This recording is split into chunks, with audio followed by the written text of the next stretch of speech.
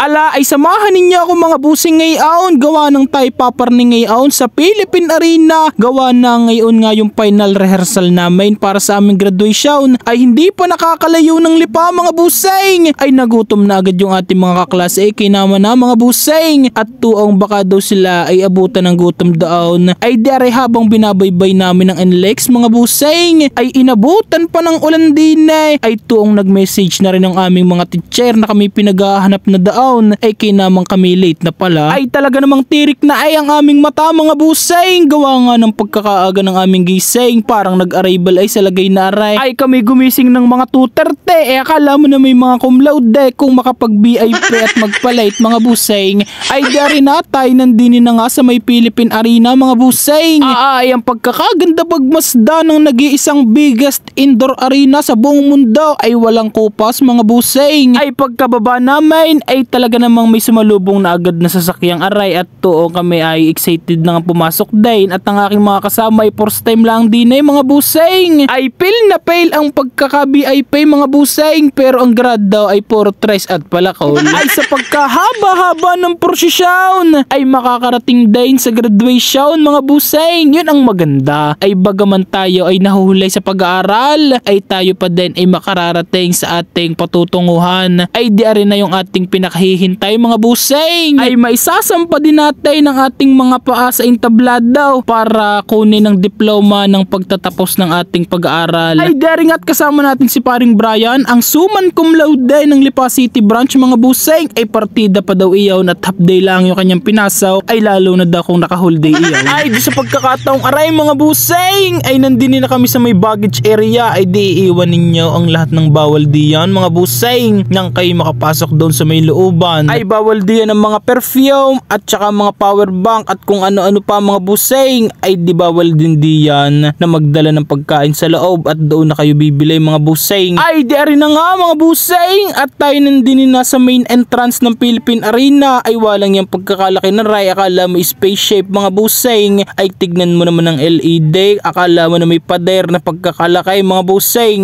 Ay pagkakaganda naman sa Jadi ni mga busing at napakatagal na din nung huling punta natin din ay tuong nakakamiss din nga pumarne mga busing. Ay di pagdating namin mga busing ay nagsisimula na pala yung rehearsal. Walang dyan nakaupo na yung ibang mga graduating UPUR University Lipa branch. The third of the university's 4 branches. UPUR Lipa is also celebrating its silver anniversary.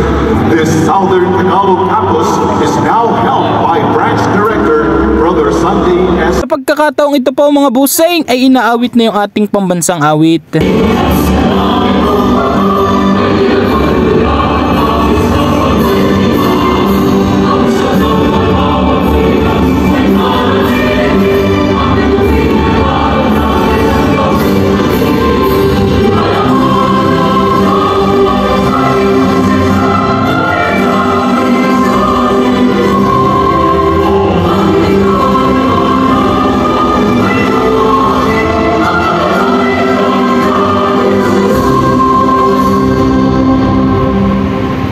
Ay di pagkatapos ng mahaba-habang pagkakaupo doon mga busing ay kami na ang akit din sa stage. Ay garni pala ang piling pag ikikunwaring magkokonsert din ay walang dyan nakakakaba din. Ay arigan si Kiolo ay talagang kinakabahan at marami daw nakatingin.